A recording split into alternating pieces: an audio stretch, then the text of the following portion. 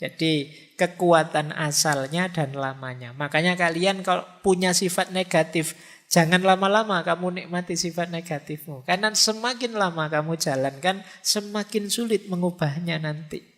Proses tazkiyatun nafas itu ada 2 jalur. Yang tadi teman-teman mengeluh berat, membersihkan jiwa itu karena mungkin teman-teman membacanya hanya dari sisi aku, dari sisi kita. Waduh berat Pak kalau saya harus melakukan itu. Ya itu kan teman-teman sendiri. Jalur mujahadah namanya. Jangan lupa selain jalur mujahadah ada jalur hidayah. Jalur hidayah itu Allah yang membukakan jalan. Jadi bukan hanya kita yang berupaya. Nanti kalau upaya kita diridhoi oleh Allah, maka Allah yang akan membawa kita pada hasil yang positif yang kita inginkan. Itu namanya hidayah. Kita dibukakan jalan sehingga jadi mudah. Maka jangan pesimis. Meskipun tadi rasanya kok berat ya Pak, apa bisa ya Pak? Itu mungkin yang bisa ya wali-wali saja Pak. Tidak, kalian juga bisa kok. Kalau Allah ridho. Karena selain mujahadah yang itu berdasarkan kekuatanmu, masih ada hidayah. Pertolongan, anugerah dari Allah. Makanya beruntungnya orang yang punya Tuhan itu terhindar dari putus asa. Sepahit apapun situasinya, selemah apapun kondisi kita masih punya Tuhan, kita masih punya Allah. Tidak pantas kita mengeluh, tidak pantas kita putus asa. Nah ini prosesnya 2. Jadi ada mujahadah, ada hidayah. Ada upaya kita, ada pertolongannya Allah. Nah, terus Imam Ghazali juga nuntun kita. Kita ini kan ingin bersih-bersih mengubah diri kita. Cepat atau lambatnya perbaikan diri, kata Imam Ghazali, kuncinya 2. Yang pertama, watak dasar kita dan lamanya kita pada kondisi sebelumnya. Yang kedua, kekuatan, kehendak, keyakinan, dan kesabaran kita. Ada orang yang watak dasarnya pemarah, dan puluhan tahun dia jadi orang pemarah. Nah, ini untuk berubah jadi sabar lebih lama.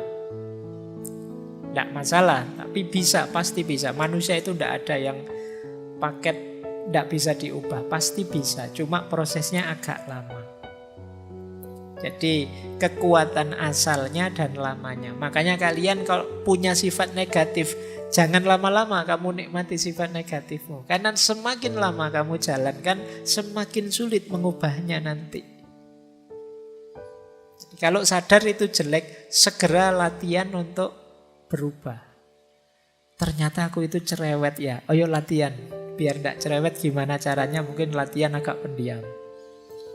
Entahlah kamu pakai strategi apa kamu tutup mulutmu, atau kamu ben enggak cerewet lagi. Nah ini namanya latihan untuk mengubah.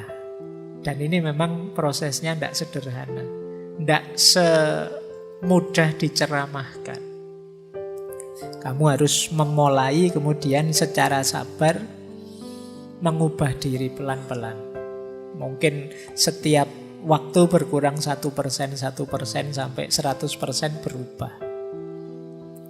Tidak mungkin revolusioner tiba-tiba berubah, kecuali mungkin hidayahnya Allah yang mungkin seperti itu. Tapi perhitungan rasionalnya ya semakin kita lama di sifat yang lama, perubahannya juga tambah lama.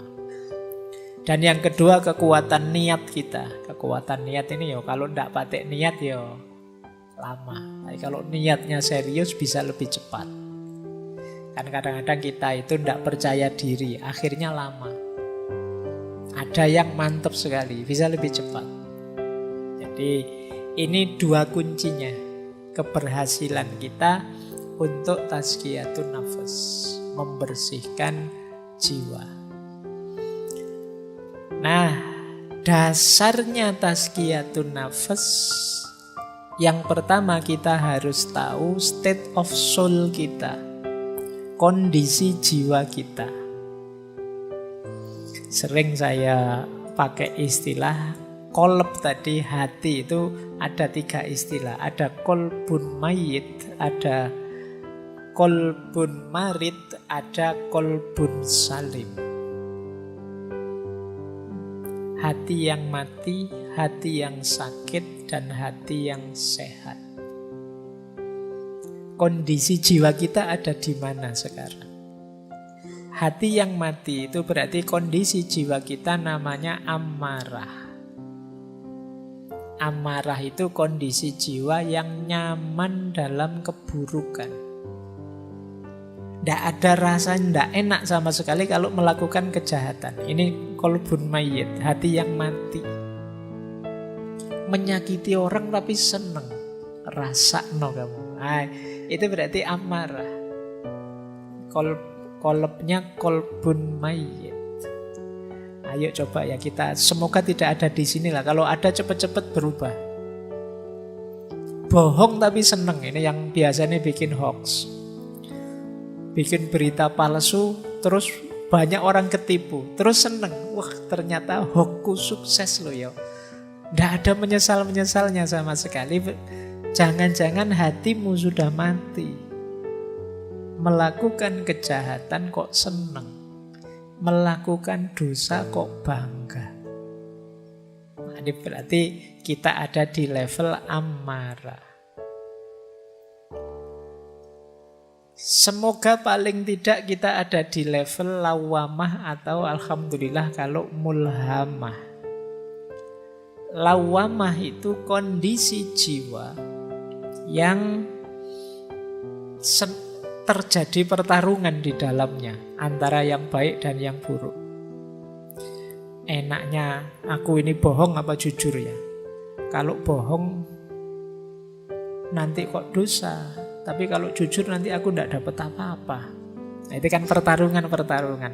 Nah, jiwa yang lawamah bertarung tapi kalah. Akhirnya tetap bohong. Dan kemudian menyesal. Nah, ini lawamah. Kayak kalian buka HP terus diarahkan ke situs-situs yang tidak beres itu. Ini kalau tak klik mesti muncul gambar yang itu. Tak klik enggak ya? Tak klik enggak ya? Nah. Tapi kalau tak klik dosa. Tapi kalau enggak tak klik kok eman-eman. Siapa tahu ada yang baru. Misalnya. Itu kan pertarungan itu dalam jiwamu luar biasa. Kok terus kamu nekat. Terus kamu buka terus. Ternyata gambar yang kemarin sama saja. Tapi terus kamu nonton.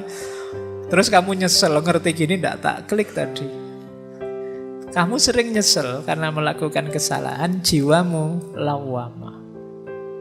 Lebih bagus daripada amarah karena kalau amarah kamu tidak menyesal sama sekali. Kalau lawamah kamu tahu itu dosa dan menyesal. Alhamdulillah kalau sudah mulhamah. Mulhamah itu ya satu akar kata dari alhama yulhimu ilhaman. Dianugerahi oleh Allah ilham untuk milih kebaikan. Pertarungan ya, terjadi pertarungan. Milih yang benar apa yang salah dan kamu milih yang benar. Ini berarti kondisi jiwa yang mulhamah. Lebih positif. Tapi baik lawamah maupun mulhamah namanya kolbun marid. Hati yang masih sakit, masih ada penyakitnya, masih ada kotorannya. Buktinya apa? Masih ada pertarungan dalam jiwamu. Hati yang benar-benar sembuh levelnya adalah mutmainnah. Kalau mutmainnah tidak ada pertarungan lagi. Otomatis kamu akan milih yang baik. Kok ada tawaran di HP seperti tadi, langsung ditinggal, tidak pengen nyoba-nyoba. Jadi kamu menghindari yang jahat dan nyaman dengan yang baik. Jiwamu jiwa mutmainnah. Ini yang disebut kolbun salim. Nah, sebelum bersih-bersih coba kamu cek. Kalau jiwamu kondisinya amarah, kolbun mayit, perjuanganmu agak berat. Karena kamu harus menghidupkan lagi hatimu. Kamu harus, kalau komputer itu kamu harus mereset terus diinstal ulang.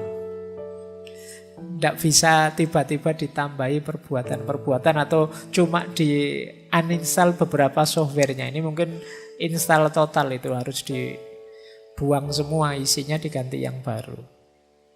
Dan ini berat. Kalau kamu ada di kolbun marid, hati yang sakit karena masih ada kotoran-kotoran sedikit-sedikit, nah di sini tazkiyatun nafas yang tadi kita sampaikan bisa dipakai tips-tipsnya. Alhamdulillah kalau sudah mutmainnah. Kalau sudah mutmainnah tinggal menjaga istiqomahnya. Nah, jadi dasarnya ini ya, nanti coba dicek. Wah, saya sudah istiqomah Pak. Ya alhamdulillah, meskipun aku tidak percaya. Ya coba lah kamu cek sendiri nanti. Kalau masih ada kotoran-kotoran, ayo dibersihkan.